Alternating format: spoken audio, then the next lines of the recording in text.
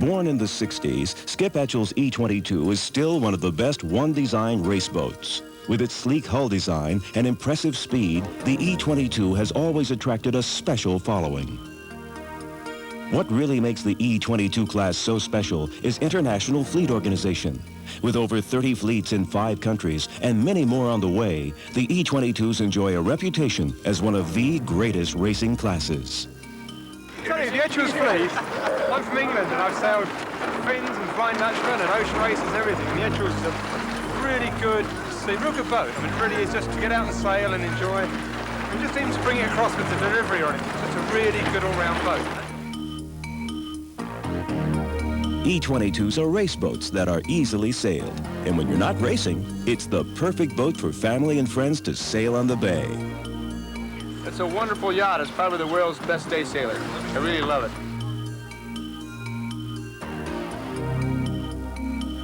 E-22s differ from other racer cruisers because there are no berths, no hydraulics, and no electronics. It's a pure racing machine. The E-22 presents a challenge for all levels of racing, whether you're a novice or a proven veteran. Whether it's club racing, the nationals, or the worlds, the E-22 is a thrill every time out. They're easy to sail. You get 3 people. They're very comfortable to sail even in a lot of wind, and they're perfect for San Francisco Bay. There are no ratings, no reefing, no Genoas. One set of racing sails a year is all the strict one-design rules allow. The boats are all alike. It's a great, that's why the Etchells is so great. Old boats, new boats, they're all, this is an old boat, and it's been repainted. But everybody's got the same chance, no handicaps. Winning or losing isn't a question of equipment. It's a question of preparation and tactics. It's the little nuances. How to balance the rig, chalk the mast, get that extra 1/10 of a knot, how to round the mark, and how to read the wind. This is a 30-foot keel boat, and there's only 3 of you on board when you're actually racing. So you all have to really work hard in coordination, get blisters, and enjoy it. But if one of you screws up or one of you's not working hard, it doesn't work. But that's racing, and racing is what the E-22 is all about. E-22 racing inspires the best competition, but when the racing's over, even the most competitive racers are still the best of friends. Well, this is a great fleet. Sail with the best guys. You know, we've got Olympic medalists and IOR racers and a bunch of good sailors. There may not be a pot of gold at the end of an E-22 race day, but from the looks of things, you sure wouldn't know it. It's really good one-design racing. I've sailed a Soding a lot in England, which is the Olympic 3-man boat, and these are just far superior. They're just a really, really good boat. In fact, I'm going to write an article, I think, for Yachts and Yachting, the English magazine, and tell them back in England what a real good boat it is, and they should get a fleet going. It really is. A great one design, a well-managed fleet, skilled sailors, and top-notch racing. All the factors that make the E-22 the class of sailboat racing.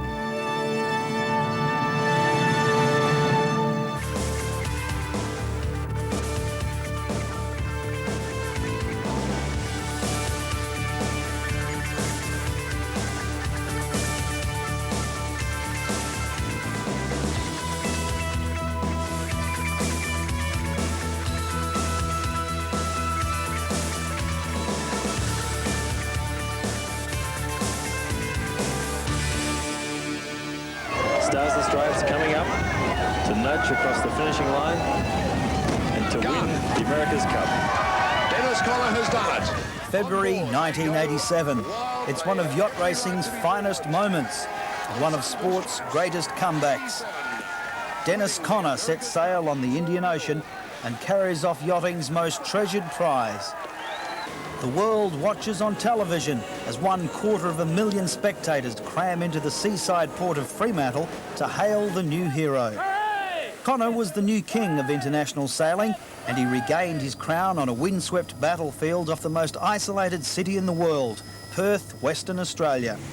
With its oceanside twin city of Fremantle, host to the multiplex consolidated E-22 Worlds 1990.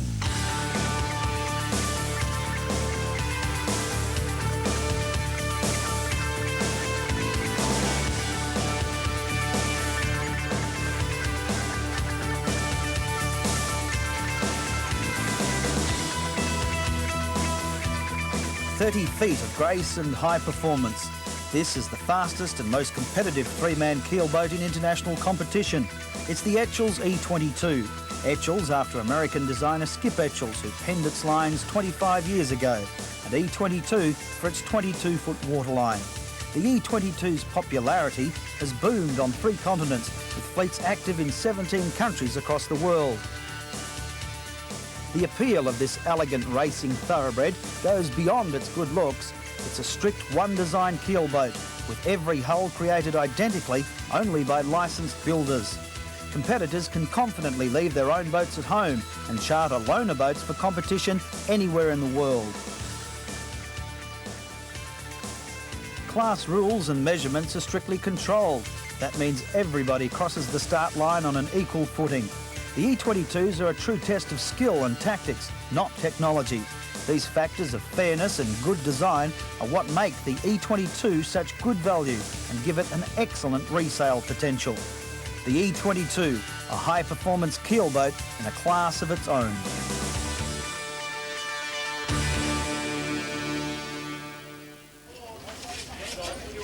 It's the highest calibre fleet racing field competing on a single course since the Seoul Olympics. Fittingly, this Fremantle fleet features the 2 America's Cup titans of 1983, Cup-winning skipper John Bertrand and his arch-rival Dennis Conner. This will be their first encounter since that history-making clash in Newport, Rhode Island. I've known Dennis for 20 years and we've raced with each other as well as against each other over that period of time. And it's going to be all guns firing out on the battlefield. It's going to be fun. Looking forward to getting back out here and do some great sailing against some of the best sailors in Australia, with John Bertrand out of retirement and Gilly here, Michael Coxon, and of course Willie, the local fleet champion, will be here to keep us all honest. So with a great boat in the Etchells and 55 entries, it's going to be some great sailing. The Gilly Conner referred to was match racing ace Peter Gilmore.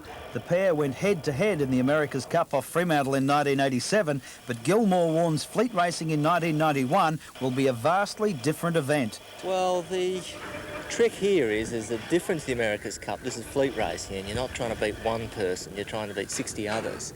And I think that a lot of us that have been match racing, I think Dennis included, John Bertrand, a lot of other people have a great deal of difficulty switching off from match racing, getting into fleet racing, because it's a completely different discipline, and you have to be very attuned to just sticking in there for 6 days of 6 good races rather than trying to win every race and beat every opponent that you come up against.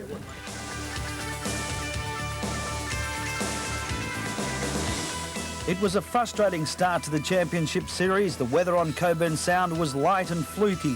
The fleet of 55 was delayed from racing for 2.5 hours. Finally, they started into a light and shifty sou'wester. There's the gun. They're racing at last, John. Well, Skip Lisserman from Royal Perth Yacht Club's got a very good start here at the leeward end. And at the jibe mark now? Well, Dennis has done very well on the weather beat, and he's leading from Chris Law. And the rest of the fleet bunching up there in these shifty conditions. Yeah, the Peter Gilmore there is in 4th position. And we're now at the bottom mark, and it looks like Dennis has extended his lead. These two have really got away from the rest of the fleet. Dennis going around now, followed by Chris Law. But it's a very fluky day, and they're going to be worried. And heading downhill, it looks like they're bunching up again. In fact, Dennis Conner's dropped back through the fleet. He's 4th around that bottom mark. Yes, this is a classic situation where the run very often compresses the fleet. You can see Dennis now having to tack off. He obviously was getting bad air from those 3 boats in front of him. It's a bit of a worry for him because he'll now have to sail through the bad air coming off the rest of the boats running down to the leeward mark. And he's also got to sail through their wake, so you'll see him sort of chopping wood or hobby horsing as he goes out to the left. And Peter Gilmore, they're forced to go out on starboard tack with him. It's been shifty. I guess they could get lucky. They're in a 50-50 win-lose situation, I guess. Well, it's a funny old day. Dennis Conner takes the minimum score by squeaking home ahead of Englishman Chris Law by no more than a bow cleat. That's how the points will go in this series. Law takes 3 for finishing 2nd. 3rd with 5.7 points is Australia's David Dunn.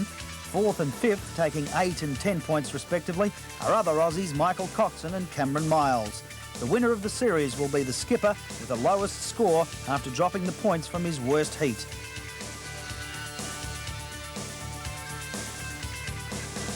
Heat 2, and the fleet is greeted by a hot and gusty easterly wind straight from the West Australian desert. It's coming off the shore, blowing between 10 and 15 knots, and it's full of shifts. Well, we've had 3 general recalls already today. It's been a frustrating time for the starters and for the rest of the fleet, but they look like they're lining up better here, John. Yes, they're all hanging back because of the 1 minute rule. If anybody goes over the line in the last minute prior to the start, they are out. And somebody's up there really well. Looks like John Bertrand getting a great start. Well, I think it's too good a start. I think he's most likely over. He's so far out in front of everybody else. In fact, I saw him look back then and again, so he's obviously concerned. He must be worried that he was over the start early. Well, here we are halfway through the first beat, and there really hasn't been a great separation in the fleet. They're all pretty tight in here still. And this is tight racing. And there's Sir James Hardy, the America's Cup veteran. To the top mark now, and that's Dennis Connor. Well, let's see how he goes around the top mark. Big Andreas going down now to start to pull the halyard up. Come on, blokes, pull up a spinnaker. They're faster with a spinnaker. Well, there's no sign of a kite there on Dennis Connor's boat. Let's see how the next guys go. Brian Hillier's crew. Brian Hillier from Queensland. Oh, look, that's a fantastic set. Really good stuff. Brian's done a lot of work, and he and his crew, leading up to this regatta, so he'll be very pleased. He did very well. I think he came third in the invitation race. And they're steaming off down that down the first jibe leg. And back in the pack, a lot of crews having difficulty getting these spinnakers set. Well, there's only 3 blokes on board. You know, we're used to seeing ocean racing boats of 12 metres when there's 10 to 15. So, yeah, they're doing a good job. A lot of strings for each guy to pull. They're very square coming in here, Jody, to the wing mark. That means it's going to be really tough, very shy on the port jibe. As we see that end for end jibe, the opposite end of the pole going into the mast. And my word, it looks like it's fairly difficult with that big bowman bouncing around on the foredeck. Yes, they're certainly. In fact, oh look, I think Dennis is. Has he fouled somebody? Well, John Bertrand and Dennis, I'm sure they hit each other then. Now, what's going to happen here? Well, somebody will need to do a 360. Well, Dennis is going away now. He's obviously going to do a 360, so that's going to cost him. And he'll exonerate himself for that turn. Yes, but it'll cost him a lot, as I said. OK, look at the middle of the pack here. There's a real crowd coming down to this wing mark. It's going to be tough for some of these guys to get around here. Well, you'll find that as they bunch up coming into the middle of the fleet, there's going to be more fiberglass around those marks than there is water.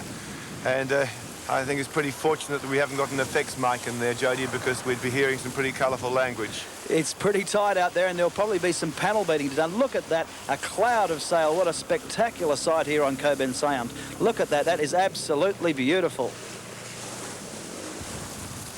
Up to the finish line now, and it's John Bertrand. Well, he'll be very keen to hear the gun. He must be worried from the start, and as he comes across, no gun, so he obviously broke. Poor old John. He'll be disappointed. Noel Drennan, therefore, will take out this heat, and it looks like Colin Beachell had a good heat, good last leg. Third for Beachell. John Bertrand, the unlucky early starter, failed to heed his recall, was first across the line but disqualified. Melbourne's Noel Drennan took the 0 score.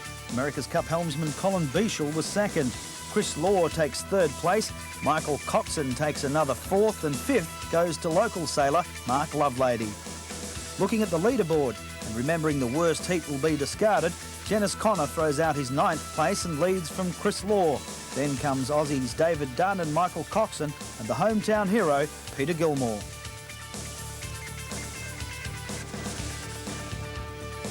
The winds across Cockburn Sound continued to be contrary for Heat 3. An unsteady westerly shifted 15 degrees to the south just before the start, resulting in another delayed gun. Eventually, the fleet set off into 15 knots of oscillating westerly, which shared its favour between both sides of the course. Well, it's a very overcast afternoon here on Cockburn Sound. The conditions are quite misty. Visibility is not very good.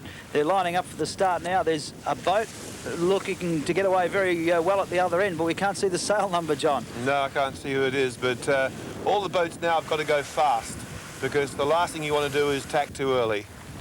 And approaching the top mark, it looks like Gordon Lucas, who's had some speed on, and if he's lucky, he might be able to sneak through. Yes, he's sneaking through on the inside. He couldn't quite lay the mark, so he's got to do 2 little tacks here, but he'll still be first boat around.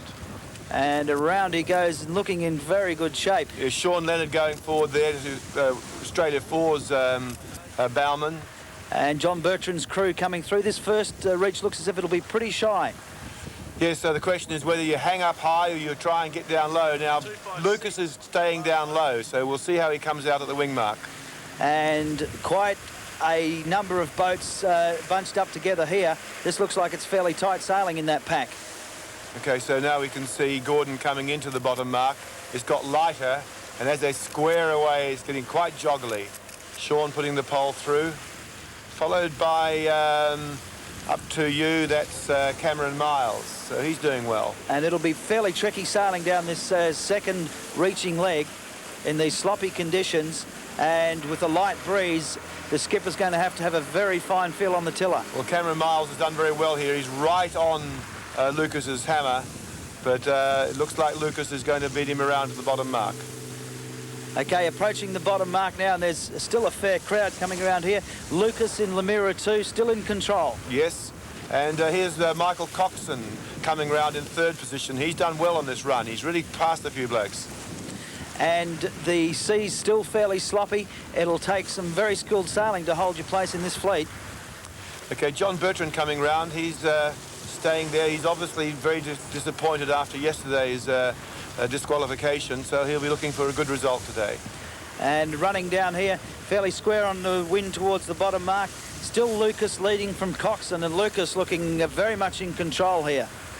Well, Gordon will be thrilled with this day. He's just everything's going right for him. He was first at the top mark, and he's still there in front. And approaching the finish line now, it's Gordon Lucas. He's led from start to finish, and he must be very thrilled with that win. So will Peter Briggs, who owns the boat, I can tell you. Briggs, of course, sailing in the middle of the boat with Lucas. The domination of America's Cup skippers continues. This time, Australia 3 helmsman Gordon Lucas takes the honours from his Bond camp colleague Colin Beashall. The class of the 12-metre skippers shines through, with Chris Law and Dennis Connor in 3rd and 4th. Cameron Miles takes his 2nd, 5th place in the series. Colin Beashall's 2 second places put him into the lead after Heat 3. The consistent Chris Law has a 2nd and 2 thirds. Only 1 point separates Connor, Lucas and Sydney sailmaker Michael Coxon.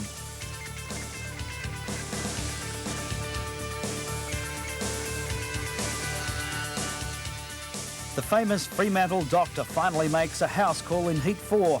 The spanking sea breeze built to a steady 22 knots, and conditions on Coburn Sound demanded total concentration from skippers and crews. Well, the Fremantle Doctor fairly piping in this afternoon. We've got at least 20 knots across Coburn Sound, and John, these skippers will really have their work cut out for them this afternoon. Yes, these little boats bounce around like corks out in this stuff, and these guys are going to have their work cut out, as you said. And the wet weather gear will be getting put to good use. The spray is absolutely flying across the decks as we approach the top mark for the first time. And that looks like John Bertrand in control again. Yeah, John Bertrand's had a terrific mark. He is a very good heavy weather sailor. And he showed that in the invitation race, and he's showing it again today. This wind now building, I'd say, 23 knots or maybe even 24. And this first reach is going to be very shy. This is going to be a ride of a lifetime down here. Look at this. Yes, here you've got Gilmore and Dennis Connor. As you can see, the pole's way forward, the boat's moving out, maybe doing 15 odd knots. The jibe here is always going to be tough as Phil Bate comes around and does a very nice job. Under the circumstances, that was a great effort, and Dennis Connor coming through. Yes. And this is what we're used to seeing from him. Come on, Andreas, get the pole on, old son. He's having a tough old time with it. Look, there's a protest flag there on Ian Brown's boat. I just saw it come through. Not quite sure what that was about. We'll find out now, no doubt, who he's protesting against, but it'll be one of the boats ahead of him now. Oh, look, approach and nearly on his ear. Yeah, these conditions are getting really tough out here now, Jody. And when they get round this bottom mark and they start to slam into this, I'd say it's up at 25 knots at least by now. And they're really struggling. These boats are having to punch through these seas, and it's really tough out there. Okay, well, John Bertrand coming around the last leeward mark. He's got away a bit from the rest of them, and providing that nothing breaks, he should go on to win this race. He took a while to get the main sheet on there, but he's settled down now, and they're really in the slot and pounding to windward. Look at the white caps across Coburn Sound. This is be blowing 28 knots at least. Yes, and John coming up to the line now. He's beautifully trimmed, very flat sails. The crew, big heavy crew sitting out there, but John would still be having to feather it through this stuff. And he's going across the line, and he gets the gun this time, and he'll be very relieved to have another win under his belt.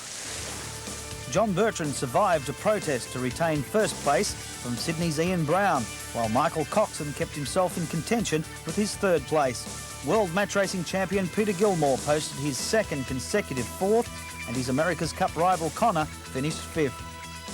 Chris Law's consistency finally won him top spot on the leaderboard after Heat 4. Michael Coxon was keeping the big names honest with his 2/3 and a fourth. Colin Beashall trailed him by just 0.3 of a point. Fourth overall was Peter Gilmore, with Ian Brown completing the Aussie domination of the top 5.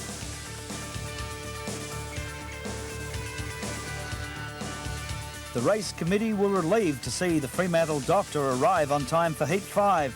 The race started in a typical summer sea breeze, southwest at 18 knots and building to a peak of 22 knots. Well, this is what sailing in Fremantle's all about. The Fremantle Doctor's in, about 18 knots across Coburn Sound. Absolutely perfect sailing conditions. John Longley. Phil Bates won the start here and is immediately tacked out to the right-hand side of the course. So he'll be looking for something out there.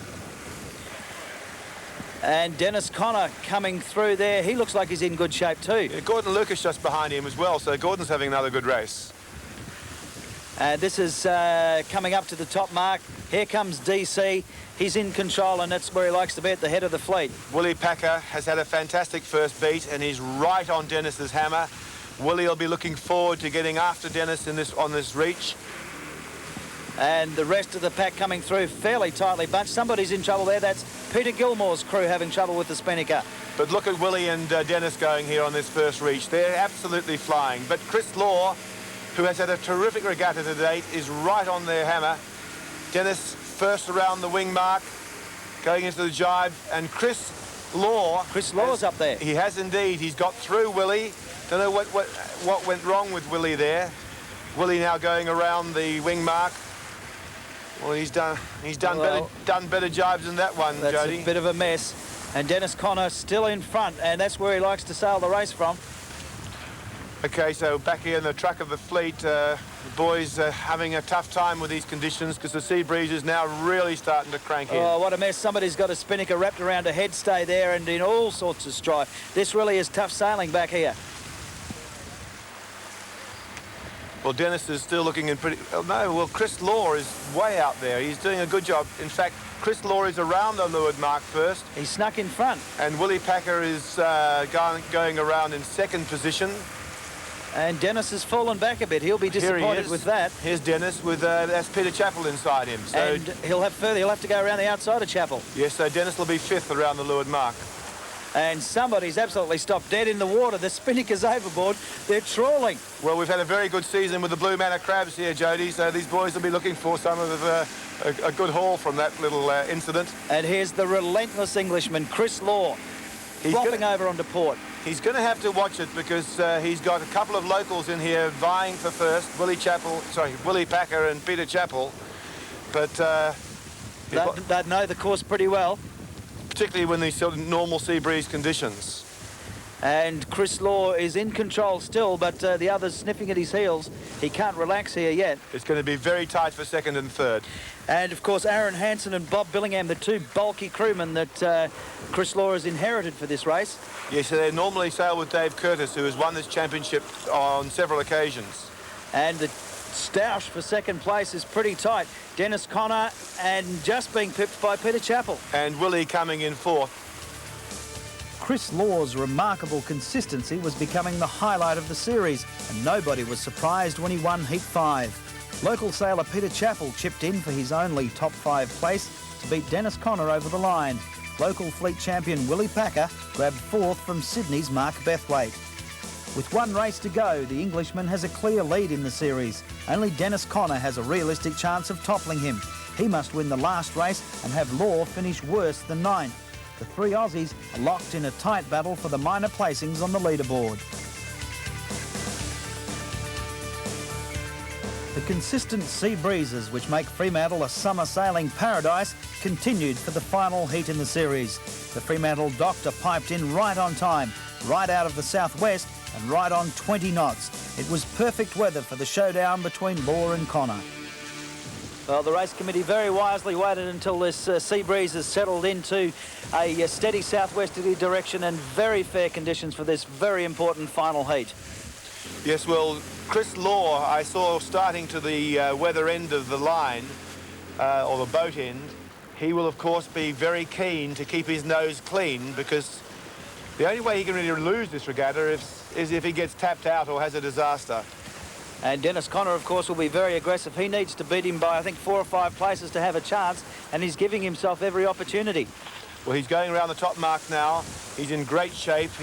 By gosh, he's quick to windward, Dennis. But Chris Law, he must be thrilled to be where he is. He's sitting in second position. And, of course, what he's got to make sure is that if he is quicker than Dennis downhill, which we all know that he is, that Dennis doesn't try and do a sudden luff and tap him out. So Chris Law will be very cautious, very wary, trailing Dennis Connor. He'll probably try to get around him, but I guess he'll just have to be so careful of how he goes about that. Here's Gordon Lucas having trouble setting his kite, and back in the pack. Oh, here's Dennis and Law. And Law's almost up to him. Well, I think he's going to have to try and sail over the top of him. And in fact, yes, he has. Dennis is just so slow. But Chris is going around now. Done a very, very good first reach. He's got past him safely. And John Bertrand's got inside Dennis as well. So Dennis has gone from first to third on this reach. It's been his problem all through the regatta. Off the wind, his speed just hasn't been there. That's right, Jody. He's had a tough time, but he's been real fast upwind. And back in the middle of the fleet, and I guess everybody just trying to go for one last good performance to end the regatta on a high note. Well, that last reach we just saw was one of the most spectacular bits of sailing I've ever seen. Gilmore came from nowhere. He sailed over the top of everybody except Law and was second around the top mark. So he's done a great job there, and I guess he's wishing that he'd done it a little earlier in the regatta. Yes, now, of course, we're on the last run, and he's well out in front of Chris Law, but Chris wouldn't be worried about that. Second is just fine, particularly when there's no one else around you and no protest flags against you. So just rolling down towards a championship title here for Chris Law. It's Gilmore going around the leeward mark. Nice rounding. The second round will be Chris Law. He's going to have to jibe. He's going to have to do a float drop. Oh, and nearly took off his head there. My goodness, that would have put a cat among the pigeons if he'd had to sail this last beat with concussion. Yeah, it's a bit untidy, actually, but never mind. He's in great shape. Gilmore is just beginning now to really open his lead out. And John Bertrand is doing very well. Chris going across now, tacking onto starboard, has right of way over John here. Obviously, he's going to try and camp on him to hold second position. And Peter Gilmore around the mark now, and I tell you what, Gilmore has just sailed so well. Coming up to the finish here, Gilmore's comfortable lead will take out this last heat, and Bertrand and Chris Law having a great tussle here for second and third. In fact, John's got him. John's over the top of him, but I